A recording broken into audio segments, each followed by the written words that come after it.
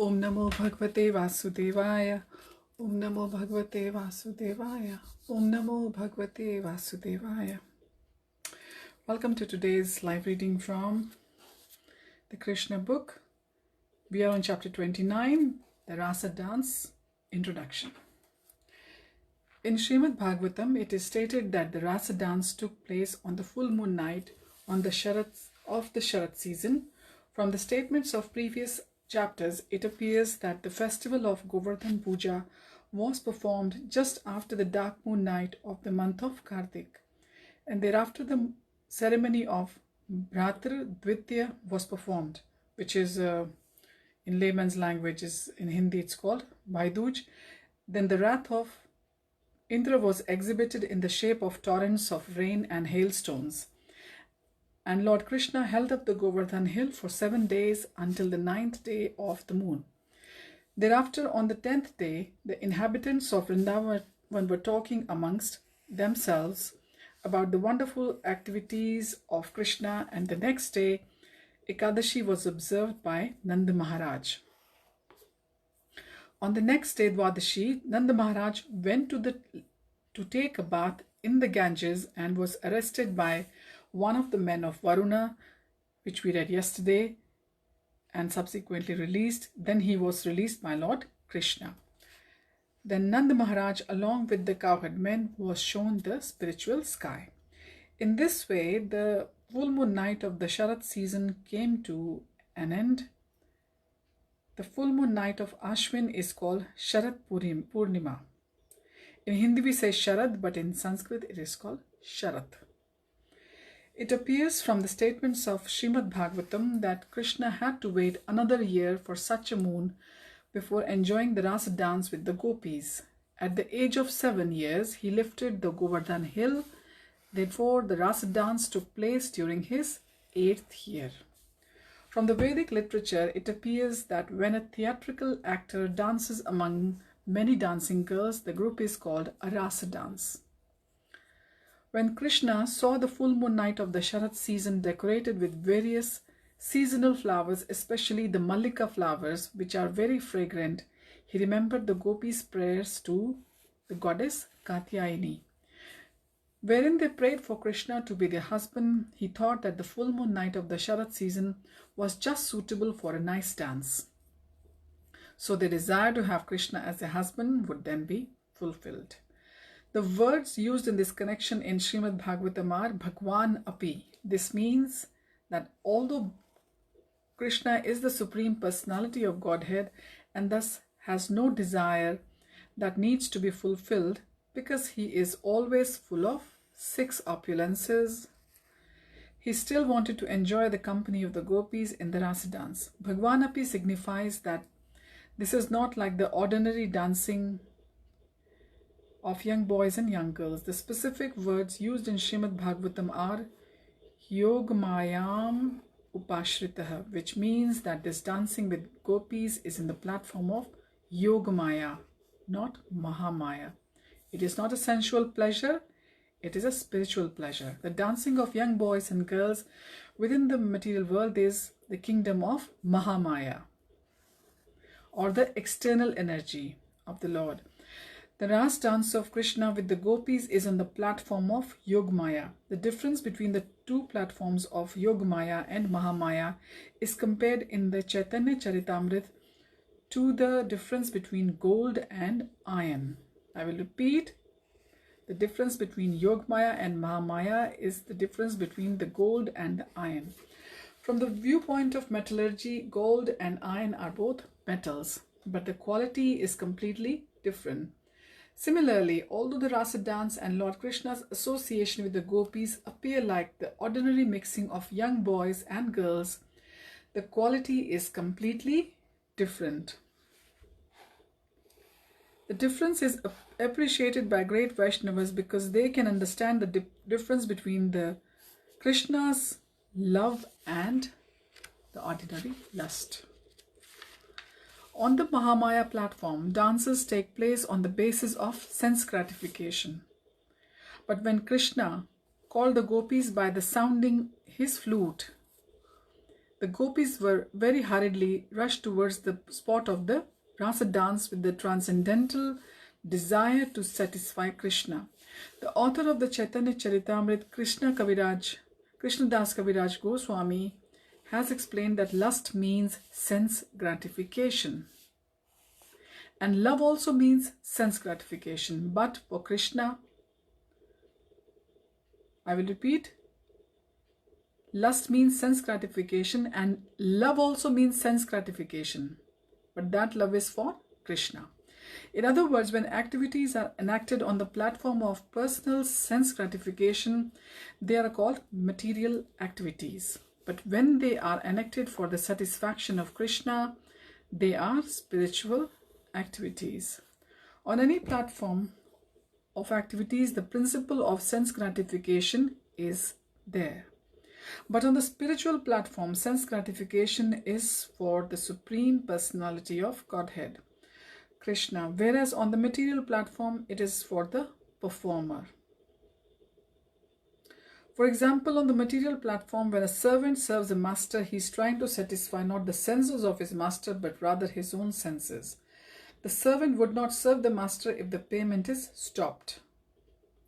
That means that the servant engages himself in the service of the master just to satisfy his senses. On the spiritual platform, however, the servitor of the Supreme Personality of Godhead serves Krishna without payment. And he continues his service in all conditions.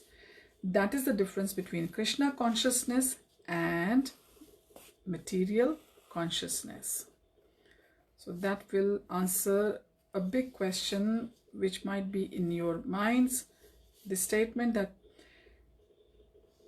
serving the Lord without any kind of payment in return and without anything attached, and serving God in all kinds of situation is Krishna consciousness, and the service which is done in the return of some payment and for your own satisfaction, that is material consciousness. As mentioned above, it appears that Krishna enjoyed the Rasa dance with the gopis when he was only 8 years old. At that time, many of the gopis were married because in India, especially in those days, girls were married at a very early age. There are even instances of a girl giving birth to a child at the age of 12. Wow. So this is the Dwapar Yuga we are talking about. This is not the Kali Yuga. So in Dwapar, their life, the length of the life and everything else was different than today's. So we can't just compare the two. Under the circumstances, all the gopis who wanted to have Krishna as their husband were already married. At the same time, they continued to hope that Krishna would be their husband. Their attitude toward Krishna was that of paramour love, but therefore the loving affairs of Krishna with the gopis are called Parakiya Rasa, which is the attitude of a married man who desires another wife, or a wife who desires another's husband, is called Parakiya Ras. Actually, Krishna is the husband of everyone because he is the supreme enjoyer. Now, this is a statement which takes you aback when you first join Krishna consciousness and when you first start reading Prabhupada's books. But slowly you understand the deeper meaning underneath. The gopis wanted Krishna to be their husband, but factually there was no possibility of his marrying all the gopis. But because they had the natural tendency to accept Krishna as their supreme husband, the relationship between the gopis and Krishna is called Parakiya Ras. This Parakiya Ras is ever existent in Golok Vrindavan, in the spiritual sky, where there is no possibility of the inebriety which characterizes Parakiya in the material world. So everything in this material world is completely upside down. So which is,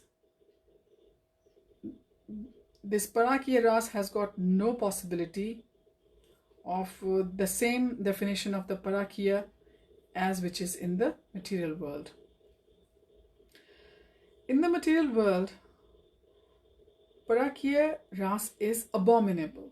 Whereas in the spiritual world, it is present in the super excellent relationship of Krishna and the gopis. There are many relationships with Krishna, which we also call the different rasas we have with Krishna. They are master and servant, friend and friend, parent and son, and lover and beloved. Out of these all rasas, the Parakya ras is considered to be the topmost. This material world is the perverted reflection of the spiritual world. It is just like the reflection of a tree on the bank of a reservoir of water. The topmost part of the tree is seen as the lowest part. Similarly, Parakya ras, when pervertedly reflected in this material world, is most abominable. Therefore, when people imitate the Rasa dance of Krishna with the gopis, they simply enjoy the perverted, abominable reflection of the transcendental Parakya ras. There is no possibility of enjoying this transcendental Parakya ras within the material world. It is stated in Srimad Bhagavatam that no one should imitate this Parakya ras even in dream or imagination. Those who do so drink the most deadly poison. When Krishna the Supreme Enjoyer desired to enjoy the company of the gopis on the full moon night of the Sharad season, exactly at that very moment, the Lord of the Stars appeared in the skies displaying its most beautiful features. The full moon night of the Sharad season is the most beautiful night in the year in the Indian city of Agra. In Uttar Pradesh, the Uttar Pradesh province, there is a great monument called the Taj Mahal, which is the tomb made of first-class marble stone. During the night of the full moon of the Sharad season, many foreigners go to see the beautiful reflections of the moon on the tomb. Thus, this full moon night is celebrated even today for its beauty. When the full moon rose in the east, it tinged everything with a reddish color. With the rising of the moon, the whole sky appeared smeared with red kunkuma, and when a husband along separated from his wife returns home, he decorates the face of his wife with red kunkuma. The long-expected moonrise of the Sharad season was thus smearing the eastern sky. The appearance of the moon increased Krishna's desire to dance with the gopis. The forests were filled with the fragrant flowers. The atmosphere was cooling and festive. When Lord Krishna began to blow his flute, the gopis all over the Vrindavan became enchanted. Their attraction to the vibration of the flute increased 1,000 times due to the rising full moon, the red horizon, the calm and cool atmosphere, and the blossoming flowers. All the gopis were by nature very much attracted to Krishna's beauty, and when they heard the vibration of his flute, they became apparently lustful to satisfy the senses of Krishna.